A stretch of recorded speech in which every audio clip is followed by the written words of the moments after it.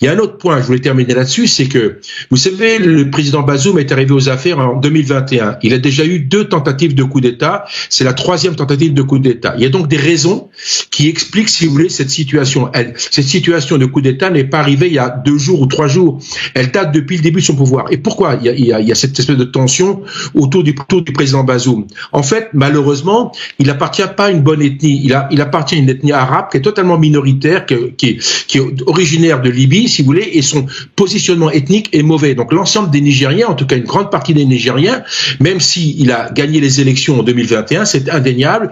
Aujourd'hui, il y a des tensions autour de la provenance ethnique du président. Et ça, on peut pas l'écarter. Alors, on en parle assez peu, bien évidemment, mais ce fait-là est un fait déterminant et c'est là-dessus, probablement, que jouent aujourd'hui les officiers putschistes de Niamey. C'est normal, là, qu'on ne voit rien venir. On prend très au sérieux, la France prend très au sérieux l'ultimatum de la CEDEAO. Il s'est arrêté hier soir à minuit. Pour autant, à Niamey, c'est calme. Le calme avant la tempête. Vous savez, le problème de ce genre d'opération ne se déclenche pas comme ça en 30 secondes. C'est un processus qui est relativement long. Alors, bien évidemment, les décisions ont été prises par la CEDEAO la semaine dernière, avec un ultimatum qui s'achevait cette nuit, à minuit. Et bien évidemment, les machines vont se mettre en route. Donc, ils ont pris des mesures préparatoires.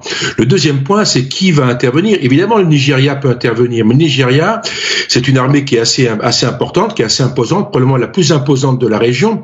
Mais c'est une armée qui n'est pas très opérationnelle. Pourquoi? Je prends l'exemple de Boko Haram, qui est dans le nord de la région, dans le nord du Nigeria. La question de Boko Haram n'a jamais été réglée. Ce qui veut dire que cette armée n'est pas capable aujourd'hui de gérer son propre problème dans son propre pays. Donc elle veut maintenant intervenir au Niger. Pourquoi elle veut intervenir au Niger? Parce que c'est une question de leadership. Le Nigeria se considère comme le pays leader de l'ensemble de la CEDEAO. Donc l'occasion est bien trop belle pour le faire. Donc une espèce d'accélération du processus qui s'est mis en place la semaine dernière, processus auquel ont adhéré le Togo, le Sénégal et la Côte d'Ivoire, qui sont les pays qui ont les armées les plus importantes. Et donc aujourd'hui, le Nigeria a engagé la CEDEAO sur un processus, si vous voulez, de rétorsion contre le pouvoir au Niger. Donc encore une fois, je pense que c'est un petit peu rapide et c'est pour ça que je pense que si une opération devait avoir lieu dans les jours qui viennent, ça prendra quand même un certain temps, à minima. Le deuxième point, c'est la position de la France. C'est que concrètement, aujourd'hui, nous avons 1500 soldats basés au Niger, principalement sur la base aérienne au passage. Et donc, quel va être leur rôle? La France n'a pas du tout intérêt, n'a pas la volonté aujourd'hui d'apparaître comme un intervenant au Niger. Donc, elle va essayer de se positionner dans le cadre, dans une position, je dirais, en deuxième échelon, en soutien, en appui, en aucun cas en premier échelon. Donc, c'est très difficile parce que la France joue très très gros dans cette opération. Dès lors qu'elle se mettra en route, elle sera impliquée. Et à quel niveau, ça reste à préciser, mais c'est extrêmement difficile que politiquement, les risques sont énormes. On a compris effectivement les risques du côté français. Et maintenant, une autre question, Pierre Jacquemot, c'est quoi aussi les risques du côté de la CEDEAO? On imagine que c'est une intervention à haut risque qui est probablement en train de se décider ou pas. Vous allez nous le dire, elle représente quoi les forces de la CEDEAO? Écoutez, je pense que l'intervention n'aura pas lieu. Ça peut paraître étonnant d'être aussi affirmatif, mais je dirais que cette intervention des pays de la CEDEAO, c'est-à-dire principalement du Nigeria, comme ça a été expliqué, est trop tard. Et la menace d'intervention, elle, a créé un certain nombre de phénomènes qui font que cette opération n'est plus possible aujourd'hui. D'abord, elle a créé une coalition des pays putschistes. On les a cités, Guinée, Burkina Faso, Mali, a suscité une réaction de l'Algérie qui estime qu'une intervention étrangère sur le Niger, qui est un pays voisin, ne serait pas une solution et aucune solution ne peut être trouvée sans l'Algérie. Également suscité une réaction de neutralité du Tchad qui pourtant était un allié. Donc cette opération, à mon avis, n'est plus possible.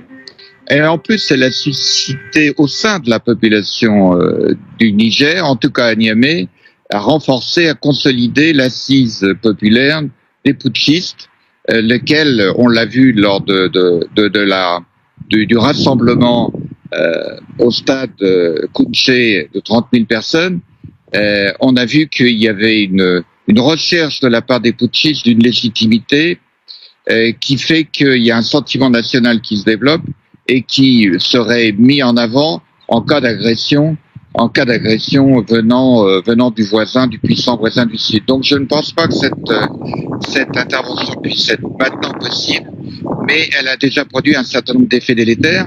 Et je dirais, tout ceci se fait, on n'assiste pas assez sur ce point, au détriment de la population du Niger. Pour deux raisons. La première, c'est que on a appris qu'il y avait une suspension des aides internationales de la part de la France, de la part des États-Unis, probablement de la part de l'Union européenne et d'autres acteurs importants. Cette suspension se fait très largement au détriment des populations les plus vulnérables. Je pense aux opérations que je connais bien puisque je travaille avec 4 ans. On a un petit problème de son, on va récupérer Pierre Jacquemot dans un instant. Cette question, Ulrich Bouna, vraiment cette question, parce que j'essaie de comprendre là.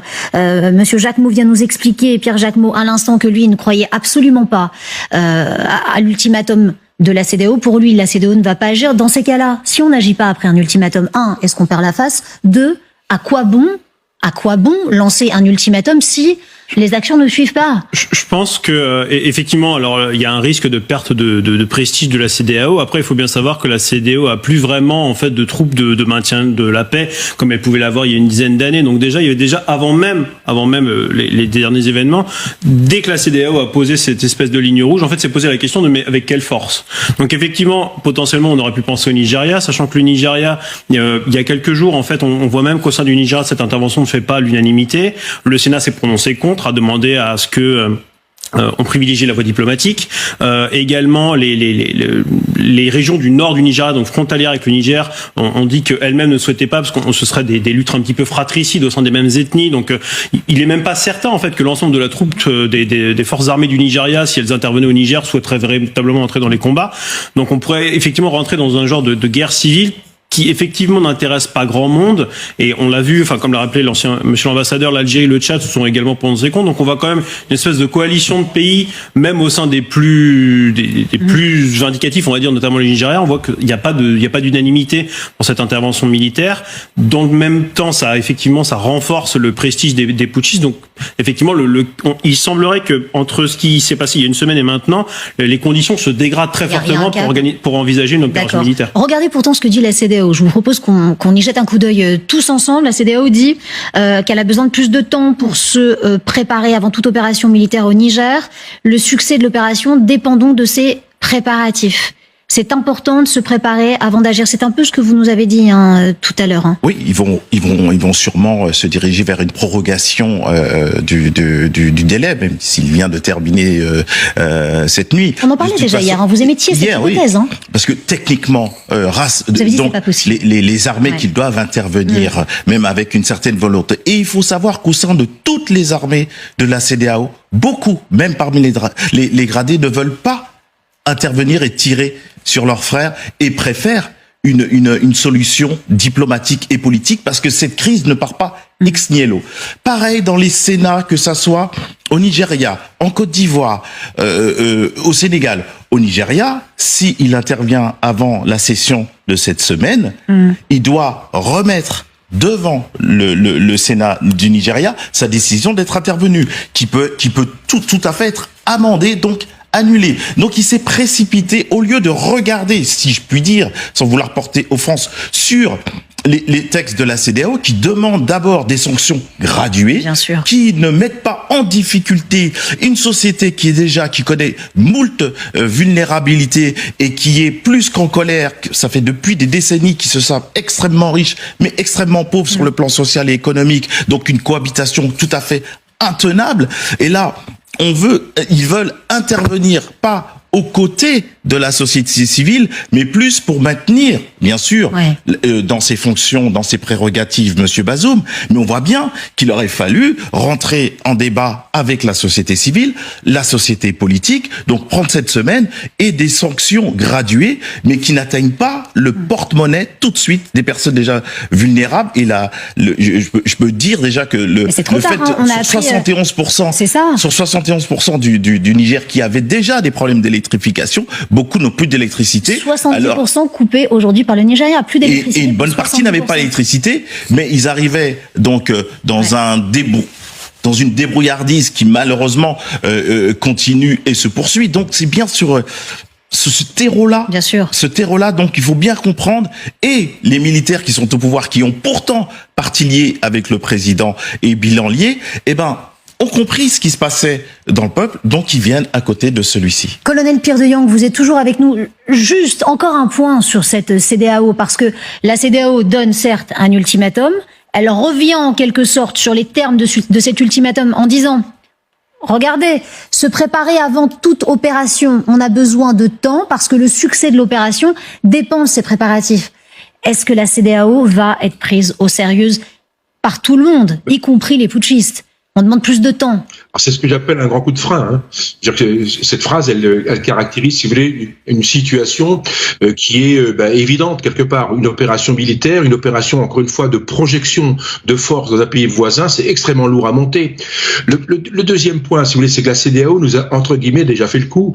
Puisque rappelez-vous, en 2012, ils avaient proposé de monter une force conjointe, donc l'ensemble des pays de la CEDEAO, pour aller au Mali, pour se battre contre les djihadistes. Ils l'ont jamais fait, c'était un fiasco. Donc le problème, encore une fois, c'est très compliqué. Les coalitions, c'est partout pareil, c'est extrêmement compliqué. Et la CEDEAO n'a jamais été réellement fonctionnelle. Les États africains, pourquoi? Parce que les États africains manquent de moyens.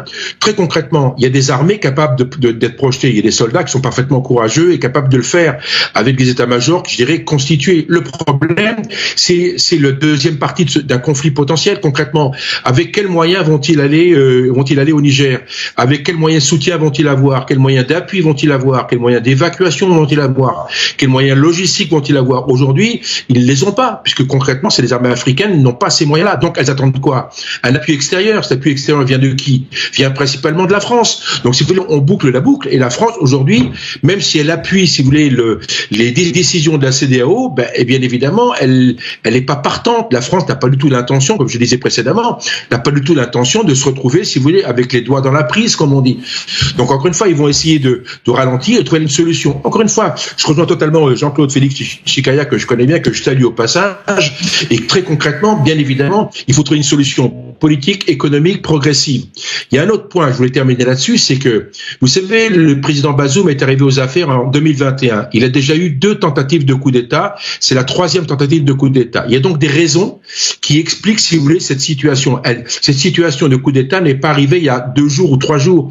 Elle date depuis le début de son pouvoir. Et pourquoi il y a cette espèce de tension autour du président Bazoum? En fait, malheureusement, il n'appartient pas à une bonne ethnie. Il appartient à une ethnie arabe qui est totalement minoritaire, qui est originaire de Libye, si vous voulez, et son positionnement ethnique est mauvais. Donc l'ensemble des Nigériens, en tout cas une grande partie des Nigériens, même s'il a gagné les élections en 2021, c'est indéniable.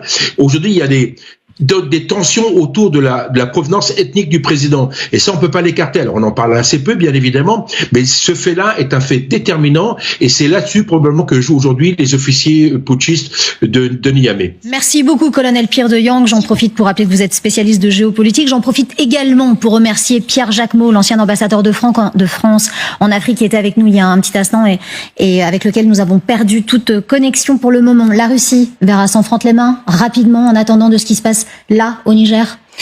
Oui, cette situation représente bien sûr pour le Kremlin l'opportunité d'aller s'installer aussi dans ce pays qui n'était pas historiquement un grand allié de l'Union soviétique, mais qui maintenant peut donner l'opportunité pour avoir encore plus d'influence en Afrique, en levier finalement pour aussi d'un côté contrôler l'Afrique, mais aussi contrôler et on peut faire du chantage avec l'Occident, bien sûr, qui est aussi en otage avec la situation qui se déroule, la situation de déstabilisation au Niger.